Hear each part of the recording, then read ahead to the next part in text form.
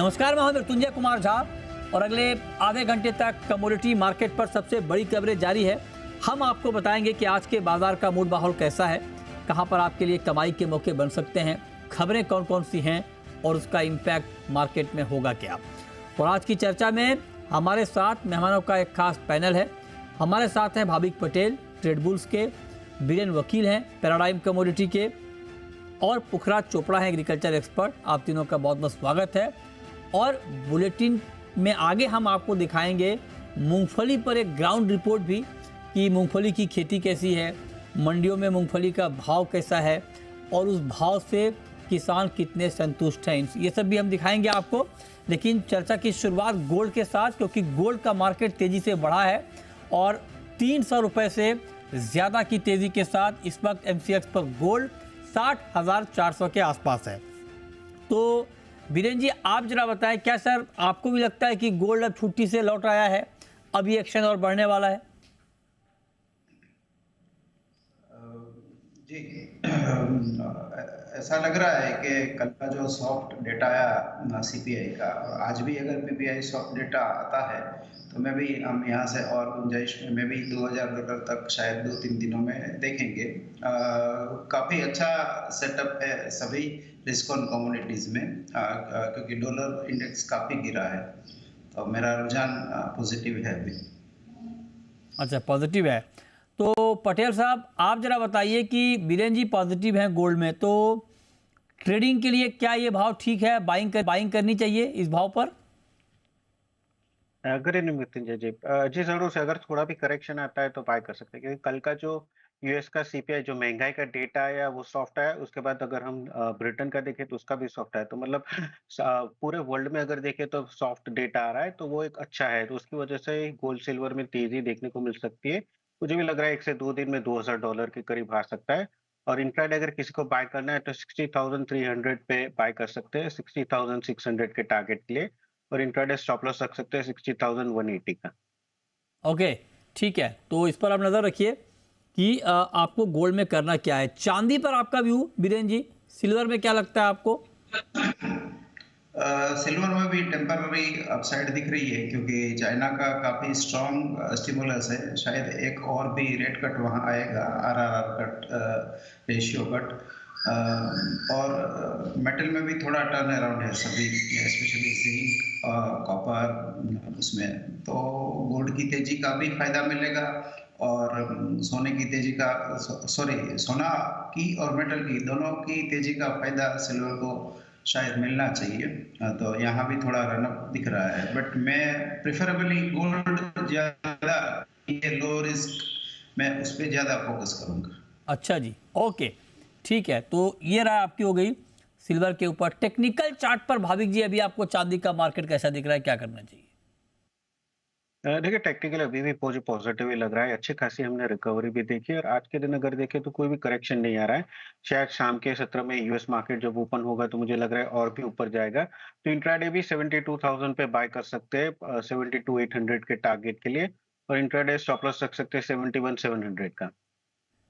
Okay, ठीक है। तो ये राय आपकी हो गई चांदी के ऊपर कि चांदी में आपको क्या करना चाहिए, इस पर आप नज़र रखिए। लेकिन अब हम बात करते हैं ग्वार की। ग्वार में लंबे समय के बाद आज अच्छी तेज़ी आई है और ग्वारगम करीब 4% और ग्वार सीड करीब 3% की तेज़ी के साथ बंद हुआ है। पुखराज चोपड़ा हमारे साथ इस वक्त जुड़ चुके हैं बीकानेर से। पुखराज जी, बहुत बहुत स्वागत है सर आपका।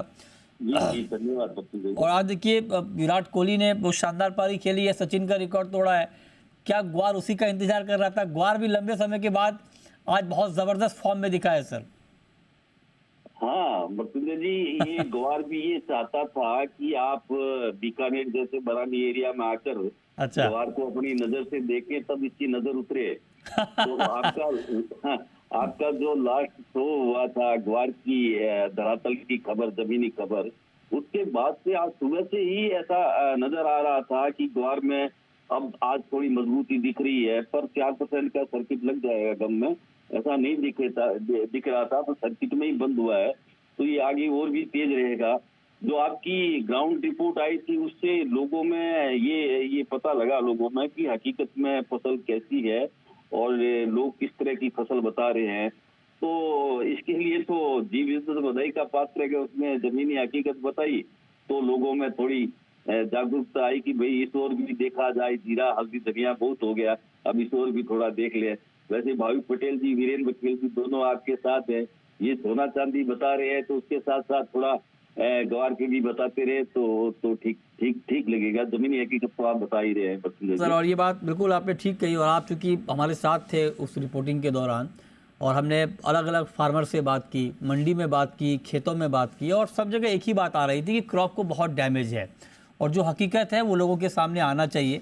लोगों को गलत जानकारी नहीं मिलनी चाहिए, इसलिए हमने फील्ड में जाकर ये जानने की कोशिश की कि एक्चुअल सिचुएशन क्या है। और दूध का दूध, पानी का पानी आपके सामने है कि क्रॉप को कितना नुकसान पहुंचा। जो तेलिया एक आपने बताया कि भाई एक तेलिया जो कीड़ा है वो क्रॉप को बहुत डैमेज कर रहा है, उससे ग्रोथ रुक रही है। ये बातें पहले सामने आ नहीं रही थी, तो ये जब ग्राउंड पे आप जाते हैं तो आपको नई जानकारी मिलती है, जो हमने दिखाने की कोशिश की। बीरेन जी, पुखरा जी का आग्रह है कि आप लोग अपना व्यू रखें गुआर पे, तो आप जरा बताइए कि आपके हिसाब से सर जो सिचुएशन है, मैं तो ग्राउंड पे जाके आया, आपका भी अपना लंबा चौड़ा सोर्स है, आप भी उनसे बात करते हैं, आपका क्या इनपुट है और आपको क्या लगता है? मैं इसको थोड़ा अलग एंगल से देखता हूँ कि बाजार में रूरल इकोनॉमी में काफी कैश है, तो जिसको हम टूरिस्ट मनी कहते हैं, जो आउटसाइड लोग, ज्वेलर्स, बिल्डर्स, ऐसे ऐसे लोग जिनके पास सरप्लस कैश है, उनके लिए गवार काफी प्रिफर्ड कमोडिटी होती है, क्योंकि लंबी शेल्फ लाइफ है इसकी, 4-5 साल उसको कुछ होता नहीं। तो ऐसा मनी इसमें मेरे हिसाब से आएगा। यहाँ से मैं ब्रॉडर टाइम फ्रेम में अगर बात करूँ 3-4 महीने में, तो यहाँ से सब्सटेंशियल अपसाइड 15-20-25% की अपसाइड में देख रहा हूँ करंट भाव से। 20 से 25% की तेजी आप देख रहे हैं करंट भाव से? 4-5 महीना की टाइम फ्रेम है इसमें। अच्छा, वाह। चलिए, तो ये आप करें कि अच्छी तेजी 4-5 महीने में ग्वार में आएगी 20 से 25% की। भाविक जी, कल के लिए ट्रेडिंग कॉल आपकी क्या है ग्वार पर? देखिए, क्लोजिंग में अगर हमने देखे तो काफी शानदार रिकवरी हुई, लास्ट में अच्छा खासा बाइंग हुआ है, तो ये दर्शा रहा है कि एटलीस्ट स्ट्रेंथ अभी फ्यूचर मार्केट में तो बन चुका है, और आगे जाके भी मुझे लग रहा है कि कल के सत्र में हम 6000 का लेवल जरूर से देख सकते हैं। तो आज के दिन अगर कल के दिन अगर 5820 के करीब अगर आता है तो बाय कर सकते हैं 6000 के टारगेट के लिए, और इंट्राडे स्टॉप लॉस कल का रख सकते हैं 5750 का। ओके, ठीक है, तो आप कह रहे हैं कि बाइंग करने की राय है ग्वार में, इस पे आप नजर रखिए। अच्छा पुखराज जी, एक बात मैं आपसे और पूछना चाहता हूं सर, ये जो बरानी का जो इलाका जहां पर हमने ग्राउंड रिपोर्ट की, उसकी जो फसल है वो मतलब क्या मंडी में आनी ठीक तरीके से शुरू हो गई है, या अभी छिटपुट अराइवल है, आगे बढ़ने वाली है? क्या रिपोर्ट है सर उसको लेकर? नहीं, अराइवल तो आगे बढ़ने वाली नहीं है, जैसे जैसे कटाई हो रही है वैसे वैसे आ रहा है। जैसा कि हमने भी देखा कुछ 200 बीघा में से लगभग 100 बीघा में कटाई हो चुकी थी, तो वो कटकर माल निकल कर वो सीधा मंडी में जा रहा है। तो ऐसा नहीं है कि अब आगे अराइवल बढ़ेगी, आगे अराइवल धीरे धीरे घटेगी। जो अभी टोटल अराइवल आ रही है 30-35 हजार की, उसमें घटत आएगी, वो अराइवल थोड़ी और कम होगी, हो जाएगी। अच्छा, तो आप करें कि अराइवल अभी ग्वार की। अच्छा, एक बात और सर, जो काला पीला ग्वार आ रहा था वो तो आना मेरे ख्याल से खत्म हो गया है, तो क्या अच्छी क्वालिटी का कुछ ग्वार दिख रहा है सर मंडियों में भी? जी दिख रहा है। हमारे बीकानेर मंडी में तो खास तौर से ठीक क्वालिटी का माल आ रहा है, उतना अच्छा भी नहीं आ रहा है, पर हाँ यदि हम दूसरों से कंपेयर करें उसको, गंगानगर की मंडियों से या हरियाणा की मंडियों से या नागौर मेड़ता से, तो उसके मुकाबले अच्छा है। पर काला पीला ग्वार वहाँ अभी तक जो है वो लगभग काला पीला ही आ रहा है। ये जो अच्छा ग्वार है अभी बीकानेर साइड ये, या थोड़ा बहुत अभी बाड़मेर जैसलमेर साइड जो ग्वार आ रहा है वो अच्छा रहा, पर क्वालिटी उतनी सुदृढ़ नहीं है। जब मृत्युंजय जी यील्ड कमजोर होती है ना, तो उसका दाना भी कमजोर होता है और क्वालिटी भी कमजोर होती है, यही हम देख रहे हैं। और आपने भी उस दिन अनाज मंडी में ढेरियों को देखा था, उसमें आपने पाया था कि मिडिल यानी ठीक ग्वार है, खराब नहीं है, बस अच्छा नहीं कह सकते उसको। ठीक है, तो ये आपने महत्वपूर्ण इनपुट दी। और जब मैं आपसे बात कर रहा हूँ, इस भी देखिए अच्छी खबर यह है कि श्रेयस अय्यर ने भी शतक जड़ दिया है, तो बहुत ही ज़बरदस्त पारी चल रही है भारतीय टीम की आज वर्ल्ड कप के सेमीफाइनल में। और इससे पहले विराट कोहली ने सचिन का रिकॉर्ड तोड़ा, 50 शतक लगाए। और अब देखिए अभी खबर आई, और अब देखिए 67 गेंदों पर 100 रन पूरे कर लिए हैं श्रेयस अय्यर ने। तो ज़बरदस्त फॉर्म में भारतीय टीम, और ज़बरदस्त मैच, रोमांचकारी मैच, और उसमें भारतीय टीम की ज़बरदस्त परफॉर्मेंस इस वक्त चल रही है। चलिए लौटते हैं मार्केट पे, और जैसा कि पुखराज जी ने बताया कि ग्वार की अराइवल अब धीरे धीरे कम होगी। तो सर एक बात पुखराज जी मैं आपसे और पूछना चाहता हूँ कि अगर अराइवल कम होगी तो फिर आपके हिसाब से फेयर प्राइस अब ग्वार का क्या होना चाहिए?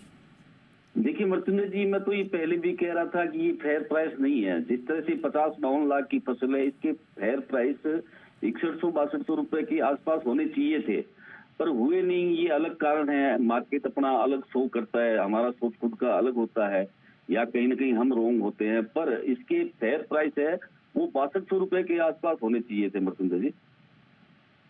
चाहिए। ठीक है, बहुत शुक्रिया पुखराज जी आपका हमारे साथ जुड़ने के लिए और ग्वार पर बात करने के लिए। आगे बढ़ते हैं और अब हम बात करते हैं क्रूड की। कच्चे तेल पर बीरेन जी आपका क्या कमेंट है, क्रूड में क्या करना चाहिए? वैसे सीमित दायरे का कारोबार है। यहाँ 6300 6700 की एक रेंज में मार्केट लॉक हुआ है, बट प्रिफर्ड कॉल यहाँ बाइंग ऑन डिप्स का रहेगा। मीन्स 6400 के आसपास बाई किया जा सकता है। 6300 का स्टॉप लॉस होना चाहिए। अपसाइड में 6550 6600 का लक्ष्य रख सकते हैं। 2 से 3 दिन की समय अवधि है इसकी। ओके, ठीक है। ट्रेड आपके हिसाब से क्या लें भाविक जी कच्चे तेल में? देखिए, कच्चे तेल में अगर देखें तो अभी कोई न्यूज़ इतना पॉजिटिव या नेगेटिव दोनों नहीं है, क्योंकि ईरान ने ट्राई किया था कि इजराइल को उसके ऊपर बैन लगाना था, बट ओपेक ने ना बोल दिया, तो उसकी वजह से हमने देखा कि कल थोड़ा बहुत कच्चे तेल में गिरावट आई थी। और आज के दिन डॉलर इंडेक्स थोड़ा वीक है, तो उसकी वजह से शायद थोड़ा बहुत पॉजिटिव साइड हो सकता है। तो मुझे भी लग रहा है कि कच्चे तेल 2 से 3 दिन में एक सीमित दायरे में ही ट्रेड करेगा। और जैसे बीरेन सर ने बताया, मुझे भी लग रहा है कि अगर नीचे 6400 के करीब आता है तो एक बार बात कर सकते हैं 6350 के स्टॉप लॉस से। ऊपर का टारगेट भी सीमित रहेगा 6600 से सॉरी 6500 से 6550 तक के लिए। ठीक है, ओके। चलिए अब हम शुरू करते हैं सवाल और जवाब। पहला सवाल है राहुल का, पूछिए राहुल जी। सर मेरी चांदी में 72,800 की खरीदी, तो ये टारगेट मुझे कब तक देखने को मिलेगा? इसमें क्या यहाँ से मुझे एवरेज करना चाहिए चांदी में? बीरेन जी क्या व्यू सर आपका इनके लिए? आपको लगता है कि एवरेज करना चाहिए चांदी में? टेम्पररी कर सकते हैं ये, कम से कम 5-7 दिन के लिए थोड़ा इसका बुलिश सेटअप है, जिसको भी हम रिस्क ऑन, यानी जितनी भी रिस्की कमोडिटी है, जो डॉलर कमजोर होता है तब बढ़ती है, तो इसमें चांदी भी फ्रंट रनर है। तो मुझे ऐसा लग रहा है कि मेटल्स, सिल्वर, ये पर्टिकुलर काउंटर्स थोड़े मजबूत रहेंगे। और अगर आज का डेटा सॉफ्ट आता है पीपीआई का, तो शायद में भी यहाँ से हम कॉमेक्स के हिसाब से 2440 तक सिल्वर को देखेंगे, और डोमेस्टिक टर्म में यहाँ से 1500 रुपया ऊपर देखेंगे। ओके, ठीक है। तो इस पर आप नज़र रखिए। चांदी पर आप कह रहे हैं कि अच्छी तेज़ी का माहौल यहाँ पर बनता हुआ दिख सकता है। मेटल में भाविक जी कोई ट्रेड आज शाम के लिए आपको दिख रहा है बेस मेटल्स में? जी, मेटल में मुझे 2 अच्छे पसंद है, कॉपर और जिंक। दोनों में अगर देखें तो दोनों में शानदार रिकवरी आज देखने को मिली है। आई थिंक सबसे ज़्यादा मेरा सबसे पहले टॉपिक तो रहेगा जिंक का, क्योंकि हमने देखा है कि जिंक सबसे ज़्यादा आज सारे बेस मेटल्स में चला है, और क्योंकि उसने 225 का एक ब्रेकआउट जोन है वो ब्रेक कर दिया और उसके ऊपर ही सस्टेन कर रहा है। तो 231 के करीब अगर आता है तो मैं लॉन्ग की रिकमेंडेशन करूंगा। 1 से 2 दिन का मेरा टारगेट रहेगा 237 का, और स्टॉप लॉस रहेगा 228 का। तो थोड़ा 1 से 2 दिन के लिए अगर व्यू है तो आई थिंक जिंक ज़्यादा बेहतर लग रहा है। तो आप कह रहे हैं कि जिंक ज़्यादा बेटर लग रहा है आपको 1 से 2 दिन के लिए, इस पर आप नज़र रखिए। आगे बढ़ते हैं कुछ और काउंटर। अच्छा, मसालों में ओवरऑल बीरेन जी अब आपका क्या व्यू है? मसाला में अब थोड़ा रीरेटिंग शुरू हुआ है। जीरा थोड़ा नीचे आ रहा है, और प्राइमरी इंडिकेशन धनिया में थोड़े बुआई के थोड़ी कमजोर है, तो उसमें थोड़ा तेजी तरफ रनअप आया है। जो दिसंबर कॉन्ट्रैक्ट है वो 8100 तक गया था, पिछले 2-3 वीक में करीबन 700-800 रुपया बढ़ा है। टर्मरिक अभी भी थोड़ी कंफ्यूज काउंटर दिख रहा है, तो यहाँ प्रिफर्ड बाय मेरा धनिया में ऐसा लग रहा है कि धनिया आउट परफॉर्म करेगा बाकी 2 स्पाइसेस में। ओके, ठीक है, इस पर आप नज़र रखिए। और 6,500 के आसपास अगर आप देखें यहाँ पर तो जो प्राइस हमने अभी देखा है कोरिएंडर में तो 8,300 के आसपास मार्केट, मतलब कुल मिलाकर मसालों में अच्छी तेज़ी आ गई है। और जीरा तो बहुत तेज़ी से बढ़ा, उसके बाद जीरे की तेज़ी रुकी है और उसका इम्पैक्ट भी हमने ओवरऑल मार्केट के सेंटीमेंट के ऊपर देखा है। एक सवाल मेरा आपसे भाविक जी होगा कैस्टर के ऊपर, क्या कैस्टर में नया ट्रेड करने का वक्त आया है? जी ज़रूर से इनफैक्ट कैस्टर में काफ़ी टाइम से ट्रैक कर रहा था और मुझे लग रहा था कि कहीं न कहीं अगर 5,800 के करीब आता है तो एक अच्छी बाइंग वहाँ से बन सकती है। और हमने रिसेंटली देखा कि 5,800 से 5,960 के तक करीब आ चुका है। मुझे लग रहा है कि ये रन अप है एटलीस्ट 6,040 से 6,100 तक दिख सकता है। तो करंट मार्केट प्राइस से ही मुझे अभी भी बहुत अट्रैक्टिव लग रहा है, तो यहाँ से भी बाय कर सकते हैं। 1 वीक के टाइम फ्रेम के लिए ऊपर का टारगेट रख सकते हैं 6050 से 6100 का, और नीचे का अगर स्टॉप लॉस देखें तो 5900 का रख सकते हैं। ओके, ठीक है, तो इस पर आप नज़र रखिए कैस्टर के ऊपर। कुछ और कमोडिटी को देखते हैं। नेचुरल गैस में अभी क्या लगता है सर आपको वीरेन जी? नेचुरल गैस में मुझे ये काउंटर समझ नहीं आ रहा है। ऑप्शंस के लिए काफ़ी अच्छा है, बाई बाई इसमें बता पाएंगे क्योंकि और ऑप्शन के काफ़ी कॉम्बिनेशन रिस्क प्रोफाइल को मैच करते हुए इसमें बन सकते हैं। ओके, ठीक है। नेक्स्ट कॉलर राजस्थान से है, पूछिए सर। हेलो जी जी पूछें। सर, मेरा इंटरनेशनल मार्केट में 1972 से बाय गोल्ड में क्या करना चाहिए? 1962 पे 72 पे बाइंग है आपकी इंटरनेशनल मार्केट में। क्या करना चाहिए बीरेन जी इनको? अपसाइड में शायद 2010 तक जाएगा स्पॉट गोल्ड के हिसाब से, और जो फरवरी कॉन्ट्रैक्ट अभी का जो एक्टिव है वो $15 ऊपर चल रहा है, तो उसकी रेंज 2015-2022 की रहेगी। नेक्स्ट कॉलर हरिचरण है एमपी से, मध्य प्रदेश से, पूछिए हरिचरण जी। करंट रेट से चांदी का खरीद के चलना चाहिए, बेच के चलना चाहिए?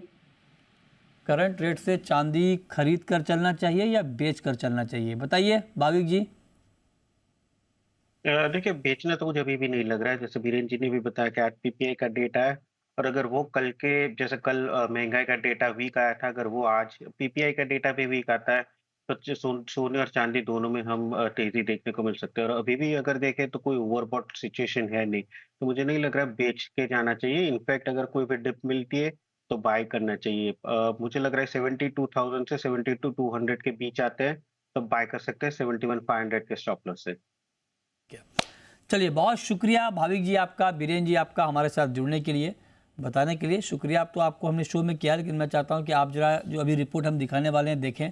बीरेन जी की खास दिलचस्पी होती है मूंगफली में, और मैं बीकानेर गया था, अपने दर्शकों को मैं चाहता हूं कि उनको दिखाऊं कि मूंगफली की खेती किस तरह से की जाती है, मूंगफली की फसल कैसी होती है देखने में, जो आप मूंगफली खाते हैं, इस्तेमाल करते हैं, और मूंगफली को लेकर के किसान कारोबारियों की क्या राय है, उस पर देखिए एक बीकानेर से ग्राउंड रिपोर्ट।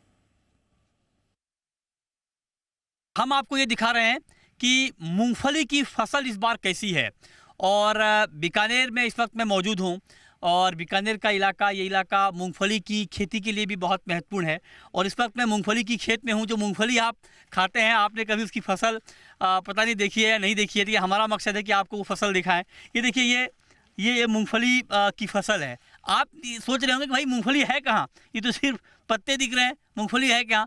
मूंगफली है, मूंगफली नीचे है। मूंगफली की फसल जो है वो ऐसे फली नहीं लगती है इसकी, है ना, वो नीचे फसल अभी दिखाएंगे। हमारे साथ मोहनलाल जी हैं, मोहन सिंह जी हैं, किसान हैं मूंगफली के, इनकी खेती है, इनका खेत है ये।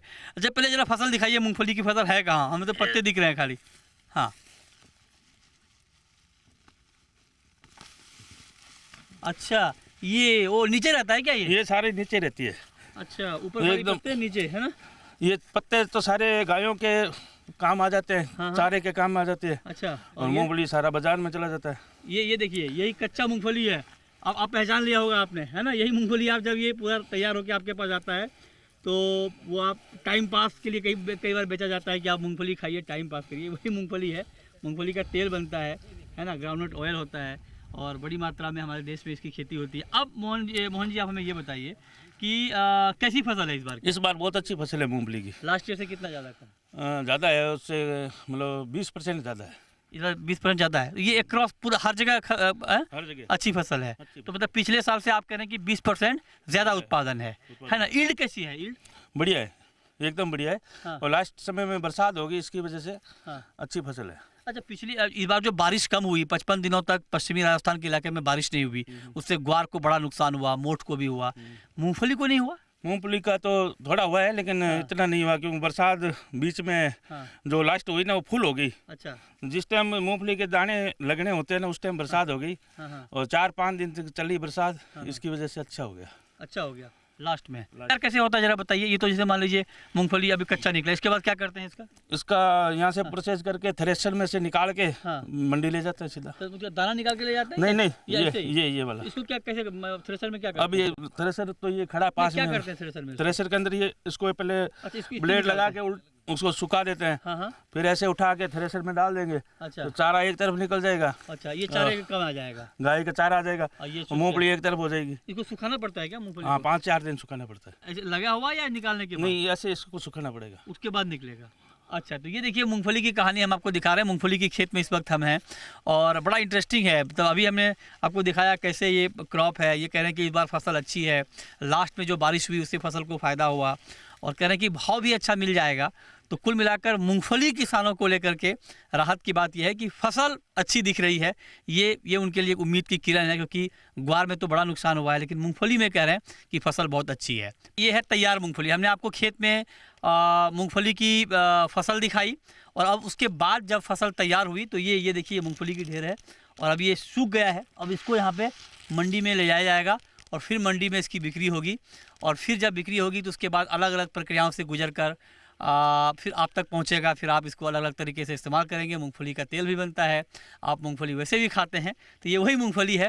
हम आपको मूंगफली के बारे में बता रहे हैं कि मूंगफली की फसल खेती कैसे होती है और किस तरह से आपके घर तक पहुंचती है ये फसल। क्या प्राइस चल रहा है मूंगफली का भी है? अब तो मूंगफली तो 5,000 ले रहे हैं। 7,000 अच्छे थे, 7,000 रुपये 5,000 बीच में चलते। 5,000 7,000। तो भाव अच्छा है या खराब है, क्या लगता है? भाव तो देखो 7,000 रुपये अच्छा होता है, 5,000 रुपये तो खराब ही है। बड़ा आराम बोला सा जवाब है कि 5,000 में तो खराब ही होता है। 7,000 में वाकई भाई अगर भाव अच्छा मिलेगा तो 7,000 अच्छा ही होता है। 7,000 ठीक भाव है। 7,000 मिले तो ठीक है ना? पूरी मंडी 7,000 करा दो। हाँ, पूरी मंडी मेरे कह रहे कि 7,000 करा दो। अगर मेरे बस में होगा मैं अभी करा दूंगा 7,000, है ना? भाई जो कारोबारी है देखो इनकी बात मान लो। 7,000 रुपये कौन है कारोबारी, कौन है मूंगफली के? जरा आइए जरा। अब आप मूंगफली के कारोबारी हैं, आइए जरा इधर आइए। तो भाव क्यों नहीं दे रहे हैं इनको 7,000? हम तो 8 ही दे देंगे। भाव तो आगे लेने वाले रोक कौन रहा है आपको? बाजार है, बाजार में रोकना अंतर्राष्ट्रीय बाजार है, किसके हाथ में है। हाँ। तो क्या भाव चल रहा है अभी आपके हिसाब से? 5,000 से 7,200-300 तक। अभी कितनी अरावल है ये बीकानेर मंडी में मूंगफली की? 70 से 80 हज़ार बोरी। 70 से 80 हज़ार बोरी की अरावल है बीकानेर मंडी में इस वक्त मूंगफली की। तो चारों तरफ आपको मूंगफली की ढेर दिखेगी इस वक्त, है ना? ग्वार कहीं पे मतलब इक्का दुक्का आपको दिखेगा। एक तो ग्वार की क्रॉप ही बहुत कम है, इस लिहाज से भी ग्वार नहीं आ पा रहा है मंडी में ठीक से, लेकिन चारों तरफ आपको देखिए मूंगफली दिख रहा है। तो कुल मिलाकर ये है कि मूंगफली के किसान भी बहुत खुश नहीं हैं। उनका भी कहना है कि उनको अच्छा प्राइस नहीं मिल रहा है, क्रॉप डैमेज हो गया है, तो लिहाजा वो भी काफ़ी दिक्कत महसूस कर रहे हैं। उनको भी लगता है कि भाव थोड़ा और बढ़ना चाहिए और अच्छा भाव यहाँ पर होना चाहिए मूंगफली का।